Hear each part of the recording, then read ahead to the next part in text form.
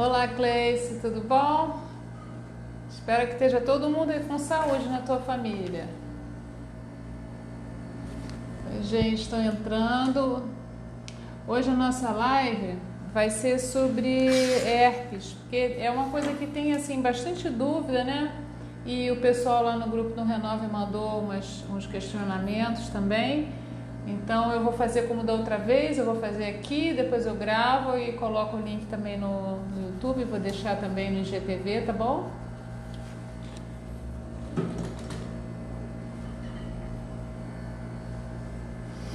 Então, eu fiz assim um tema tipo herpes, porque eu queria diferenciar um tipo de herpes do outro, tá bom? A gente tem dois tipos de grupos principais, o grupo causado pelo vírus do herpes simples e o grupo causado pelo grupo da varicela. Eu vou começar falando sobre o herpes zoster, tá? O herpes zoster é uma doença, é um vírus o herpes zoster é uma doença causada por um vírus chamado varicela zoster vírus. É o mesmo vírus que causa catapora. Catapora, que nós médicos chamamos de varicela, é uma doença que acomete mais o rosto, o tronco, e aparece assim umas feridinhas pequenininhas com umas crostas. Hoje em dia a gente não vê mais tanta varicela porque existe vacina. Então a criança toma vacina contra a varicela e aí não tem mais a varicela e fica imunizada, tá bom? Olá, Pedro, Marcela, tudo bom com vocês? Francine.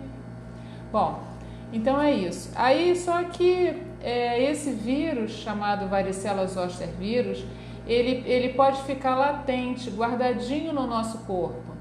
Então, quando a pessoa geralmente tem acima de 50 anos, às vezes até acima de 60 anos, ele pode se manifestar como uma doença chamada herpes zoster.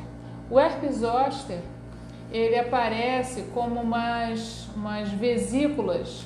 Vesículas são bolhas pequenininhas.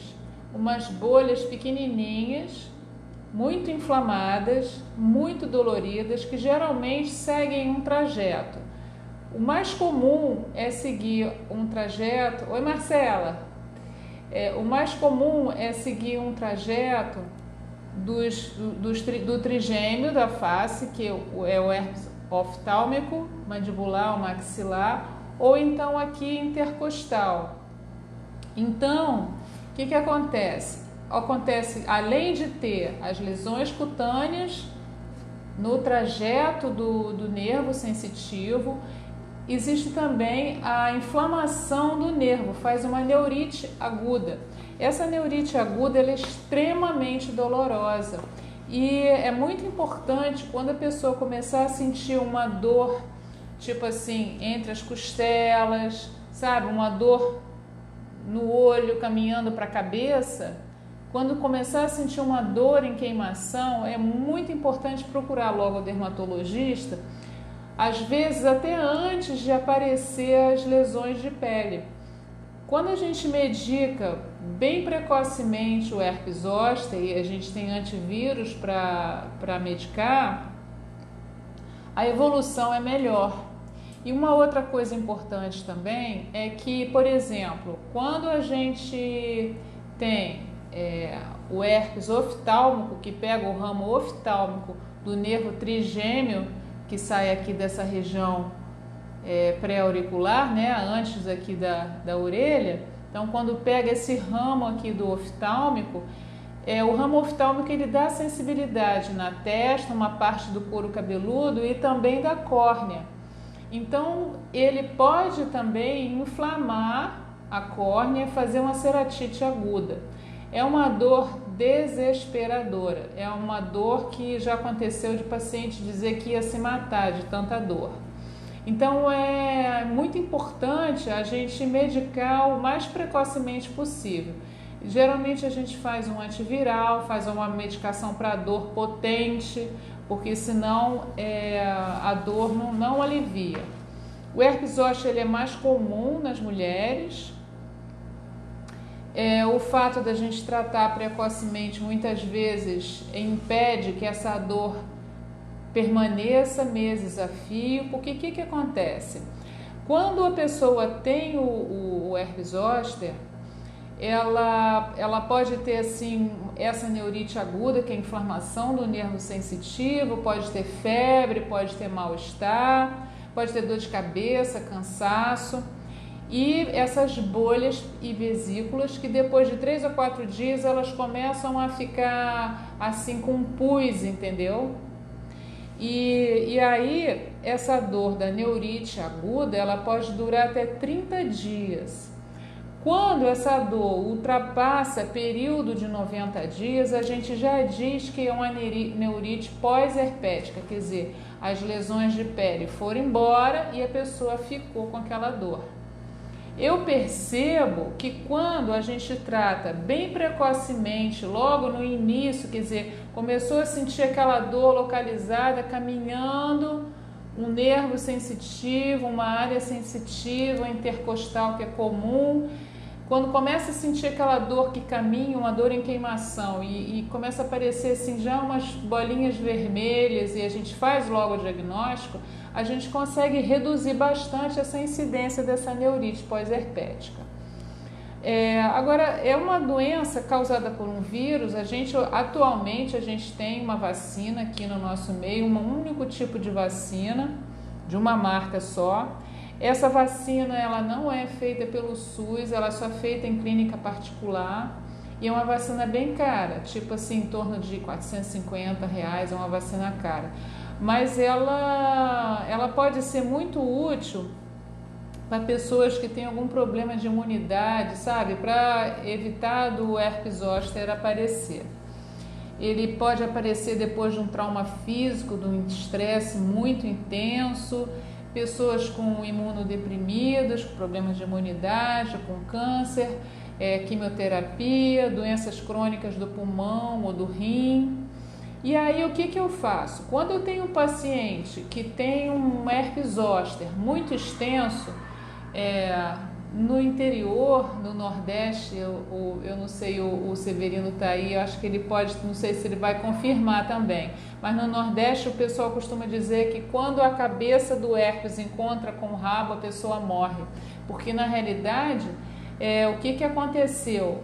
Acometeu, afetou mais de um nervo sensitivo e às vezes bilateral em mais áreas, então isso pode indicar que a pessoa tem alguma outra doença de base, alguma doença por trás, que ainda não se fez o diagnóstico e a doença apareceu, vamos dizer assim, se manifestou como um herpes, porque ele aproveita uma situação que a imunidade está um pouco mais fraca, né?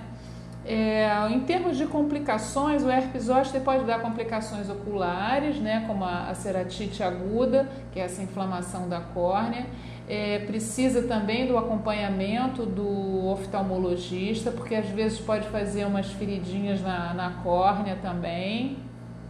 O Severino confirmou, tá vendo? Quando a cabeça da cobra encontra o rabo, né, que é o herpes, que ele faz a volta toda, ele circunda tudo, é indicativo de a pessoa ter alguma outra doença de base mais grave.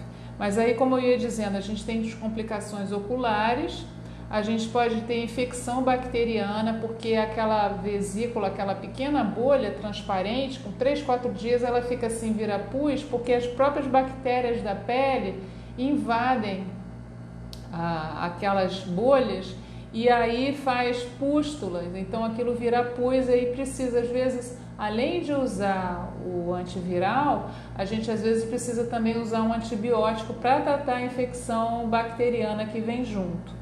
E a outra complicação é a complicação neurológica, que é a neurite pós-herpética, que é uma dor que persiste mesmo após as lesões de pele desaparecerem, então ainda fica aquela dor em queimação, geralmente a pessoa tem mais incômodo à noite, então é preciso que a gente faça assim, um acompanhamento bem a miúde, sabe? Dá aquela possibilidade da pessoa entrar em contato, explicar como é que está a dor, para a gente ir dosando a medicação para a dor, de forma que aquilo fique tolerável e você consiga resolver aquilo nos 3 meses por aí.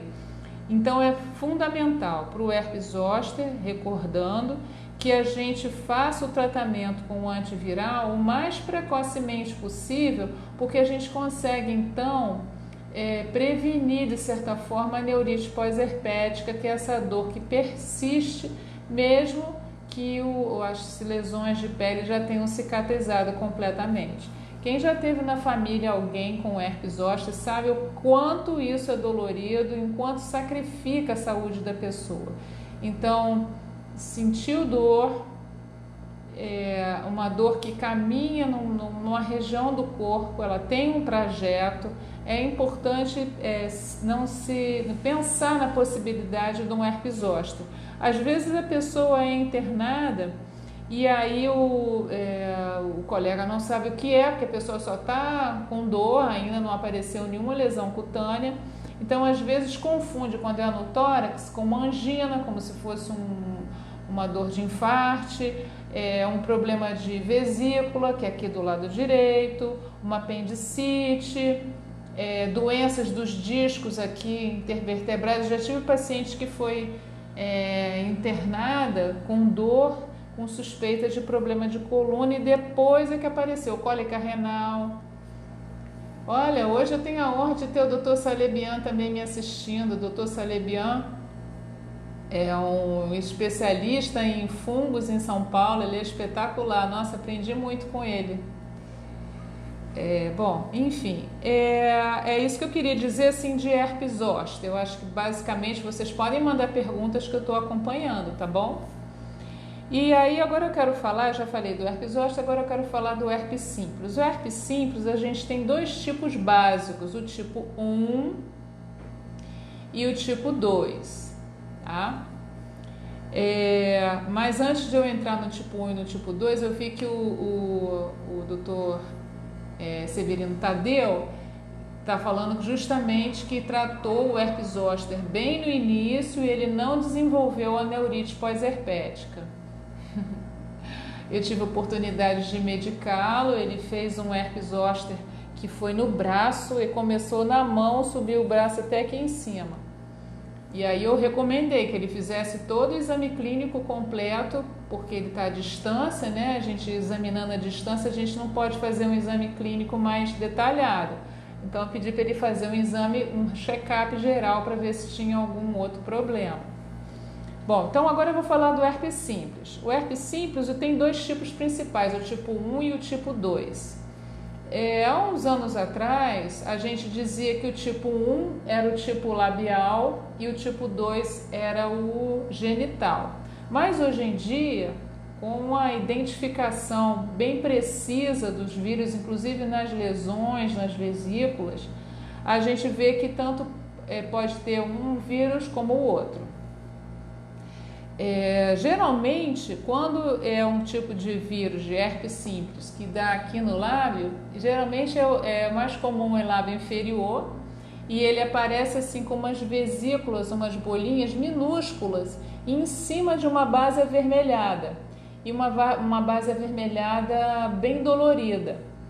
A maior parte das vezes a pessoa já teve outras vezes e percebe quando o herpes simples vai começar, que ele dá uma coceirinha, dá um incômodo, e aí se logo nesse início já usar a medicação local, um creme antiherpético, aquela lesão, aquela situação vai se resolver mais rápido do que se você deixar assim à vontade, né?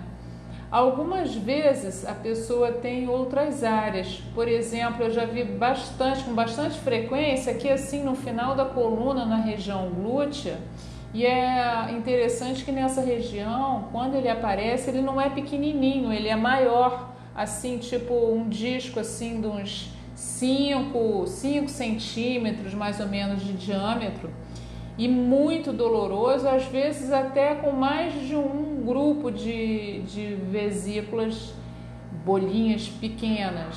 e muito doloroso, até lembra um herpes zoster. Nesses casos, eu gosto de fazer também nas primeiras 72 horas o antiviral, porque aí você vai ter uma evolução bem melhor. Quando o herpes ele aparece na área genital, que antes se achava que ele era sempre causado pelo vírus tipo 2, herpes simples 2, ele geralmente é uma doença, ele se comporta como uma doença sexualmente transmissível, quer dizer, o contato sexual favorece a transmissão. Mas o que acontece é que isso também pode acontecer, por exemplo, com compartilhamento de roupa íntima, infelizmente isso pode acontecer. Então, quer dizer, tem outras formas de se pegar, mas a principal é o contato sexual. Como a área da mucosa genital, ela está lá guardadinha e tem sempre atrito, porque a gente está andando, a gente está se movimentando, dificilmente a gente chega a ver as bolinhas, a gente já vê as úlceras, então já aquela área que fez uma feridinha ali. E quando é a primeira infecção, pode dar febre, mal-estar, dor de cabeça, dificuldade para urinar, é muito doloroso também.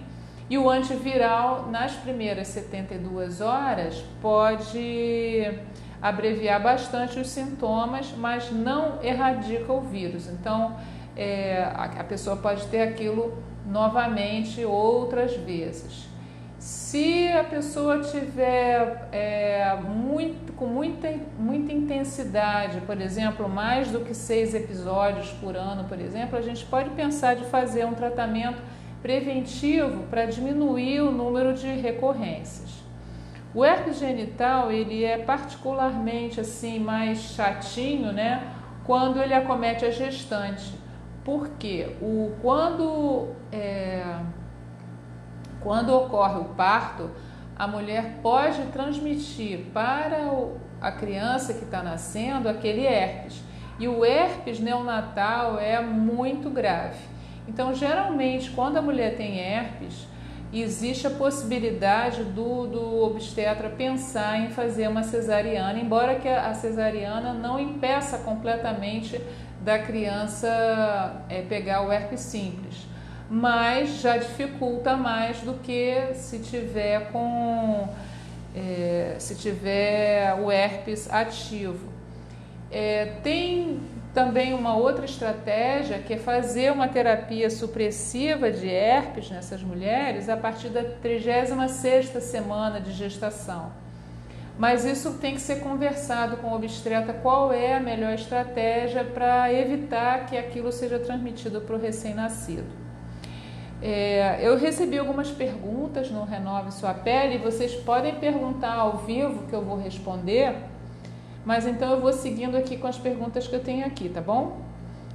Me perguntaram se algum alimento seria prejudicial no caso de herpes. Não, até o momento não se conhece. Se já tem vacina, então a gente tem vacina para herpes zoster, que é utilizada geralmente para maiores de 60 anos, ou então pessoas com mais de 50 que esteja com uma terapia imunossupressiva. Mas ela é contraindicada para pessoas alérgicas à gelatina e à neomicina. Me perguntaram se o calor, o sol, se prejudica a cicatrização. Eu estou imaginando que seja o herpes simples. O herpes simples, ele pode aparecer depois de um excesso de exposição solar. Então, a pessoa vai para um sol muito forte, pega aquele solão super, super forte, tipo na praia, e aí, tipo, umas 24 horas depois, começa a aparecer a recorrência de herpes. Uma coisa que eu acho que vale a pena eu ressaltar para as mulheres é o compartilhamento de batom, porque o compartilhamento de batom ele pode transmitir herpes, mesmo com um pincel descartável, porque às vezes o maquiador tem uns pincelzinhos assim pequenininhos descartáveis que ele passa lá no batom e passa, só que ele volta com aquele mesmo pincel que passou na boca da pessoa de novo lá no batom. Então, quando se for fazer uma maquiagem profissional, eu realmente recomendo que se leve o próprio batom, porque batom é uma coisa pessoal e intransferível. Isso é que nem escova de dente, não se compartilha. A Denise também hoje perguntou no grupo do Renove Sua Pele se existe algum fator genético para o herpes. Não existe. É uma virose e a gente se contamina. O que pode acontecer é essa coisa da comunicação, do compartilhamento de copos, compartilhamento de talheres que não estejam bem lavados, roupa íntima, maquiagem tipo batom, entendeu? Então é mais por causa, como a gente chamava antigamente, é mais por causa da promiscuidade entre as pessoas. Isso aí não é só para herpes, mas é para qualquer virose e infecções bacterianas também. Então cada um tem que ter as suas coisas, as louças têm que ser bem lavadas, nada de ficar compartilhando talher, sabe? Bota na boca de um a comida, depois no mesmo talher bota na boca do outro, porque não só pode transmitir herpes simples, como também pode transmitir, por exemplo, candidíase, que é uma micose que dá aquele sapinho aqui assim no cantinho da boca, que é uma inflamação aqui, pode dar tipo umas aftas, tá? Então eu queria saber se vocês têm alguma pergunta, porque eu não estou querendo me estender muito. Eu sei que hoje é sexta-feira e a gente se estende muito, acaba ficando muito chato falar de assunto de doença na sexta-feira, tá certo? Eu queria recomendar então que o uso de camisinha, no caso do parceiro ter o herpes simples para não pegar. A outra possibilidade é a outra pessoa fazer a dosagem sorológica para saber se já teve contato, né? Porque se a pessoa já tiver herpes, o outro tiver também, quer dizer, então teoricamente não tem problema. Mas eu acho que o uso do condom ou da camisinha é bem válido. Hoje em dia é muito difícil não haver, vamos dizer assim, compartilhamento de parceiros também. Uma forma da gente prevenir isso é sempre usando a camisinha. Ela previne as doenças sexualmente transmissíveis, inclusive outras doenças mais graves que podem ser transmitidas pela relação sexual, como por exemplo o vírus do HPV, que na mulher pode causar câncer de colo uterino, no homem pode causar câncer na glande. Aqui Tadeu está perguntando se a carga viral pode ser minorada na gestante com a cesariana. Sim, pode ser sim, porque o vírus ele fica geralmente na mucosa genital. Então, você fazendo a cesariana, você reduz muito a possibilidade da transmissão para o recém-nascido.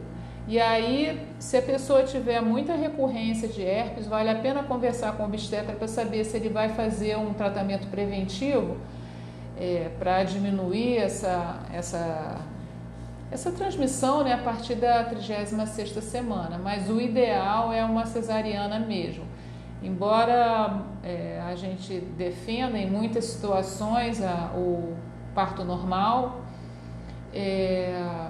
quando se faz a cesariana, a gente também ela tem as suas indicações, e uma das indicações é justamente a presença de herpes simples genital, por exemplo, sífilis também, sífilis quando está no início, a prima infecção. A gente fala em sífilis, parece coisa da época das cavernas, mas houve um aumento nos últimos 10 anos da sífilis aqui no nosso meio. E existem algumas doenças no nosso meio que são negligenciadas, que ninguém fala. Então, aumentou muito a sífilis, e a sífilis ela pode ser transmitida durante a gestação, aí não é só na hora do parto também.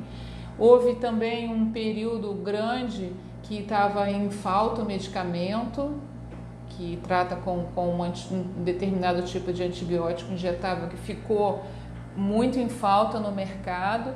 Então a gente precisa fazer uma série de exames na gestante para garantir que ela não vai transmitir nenhuma infecção, nem herpes, nem sífilis para o recém-nascido. E tem mais alguma pergunta?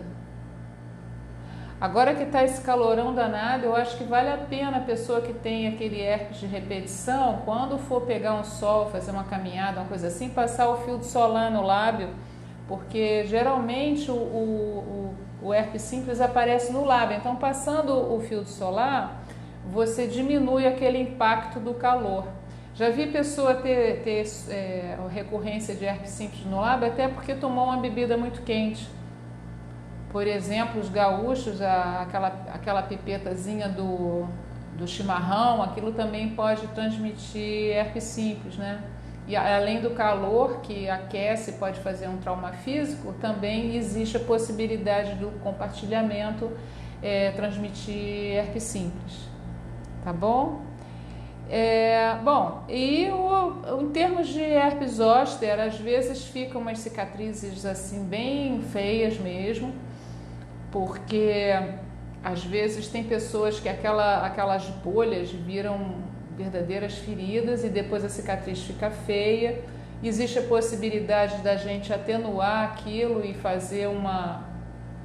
melhorar um pouco o aspecto da cicatriz, desde que a gente não use tratamentos com excesso de calor, porque o excesso de calor pode fazer com que haja uma recidiva de algumas lesões ali naquela área. Então, o tratamento da cicatriz também tem que ser feito com muito cuidado, porque embora o herpes zoster ele dê uma vez só, quando a gente faz algum tratamento muito agressivo para tratar a cicatriz, não se sabe por quê. A gente já viu alguns colegas demonstrando isso. Não está uma coisa assim muito publicada, mas a gente troca informações com outros colegas. Então já tive colegas que teve recidiva de lesão de herpes zoster, por exemplo, aqui na região frontal, porque aí ficou aquela cicatriz e resolveu tratar. Aí fez um tratamento um pouquinho mais agressivo e aí reapareceu uma lesão, uma ferida ali